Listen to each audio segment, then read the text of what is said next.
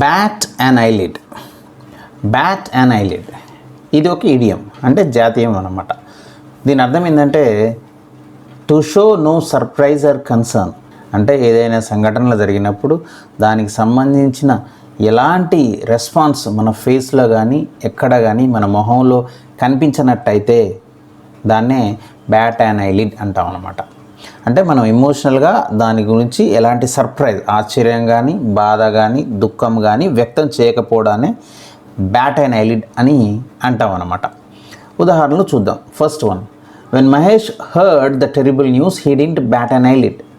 చాలా బాధాకరమైన విషయం ఆయనకు తెలిసింది మహేష్కు, ఆయన మొహంలో ఎలాంటి ఎక్స్ప్రెషన్ లేదు, అంటే ఆయన ఎలాంటి బాధ చూపించలేదు, అందువల్లనే he didn't bat and eyelid అన్నాం అనమాట. Second one, when my brother told he got a job he didn't bat and eyelid. Job వస్తే ఎవరికైనా సంతోషం ఉంటుంది, చాలా ఆనందపడతారు, కానీ మా బ్రదర్కి జాబ్ వచ్చినప్పుడు ఎలాంటి ఎక్స్ప్రెషన్ లేకుండా నాకు జాబ్ వచ్చిందని చెప్పిండు, అందువల్లనే he didn't bat and eyelid అని అనడం జరిగిందనమాట. Third one, Radha didn't even bat and eyelid when I told her I was moving out. నేను ఈ ఊరెదిలి వెళ్ళిపోతున్నానని రాధాకి చెప్పినప్పుడు ఆమె మొహంలో ఎలాంటి ఎక్స్ప్రెషన్ లేదు, సంతోషం లేదు, దుఃఖం లేదు, అలానే ఉంది, అందువల్లనే she didn't even bat and eyelid అని అన్నాం అన్నమాట.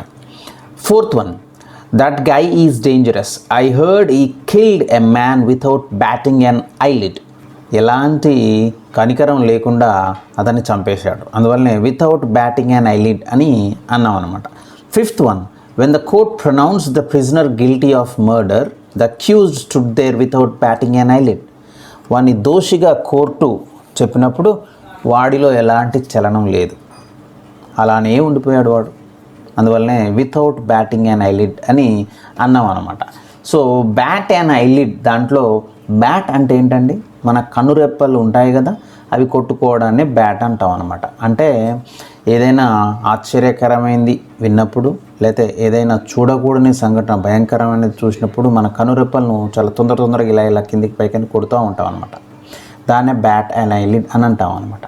సో ఒకవేళ ఎవరైనా ఏదైనా సంఘటన అలా జరిగినప్పుడు, విన్నప్పుడు, చూసినప్పుడు అలా కొట్టలేదనుకోండి, కనురెప్పలు కిందికి పైకి, అలాంటి సంఘటనలు విన్నా చూసినా దాన్నే బ్యాట్ అండ్ ఐలిడ్ అని అనడం జరుగుతుంది అనమాట.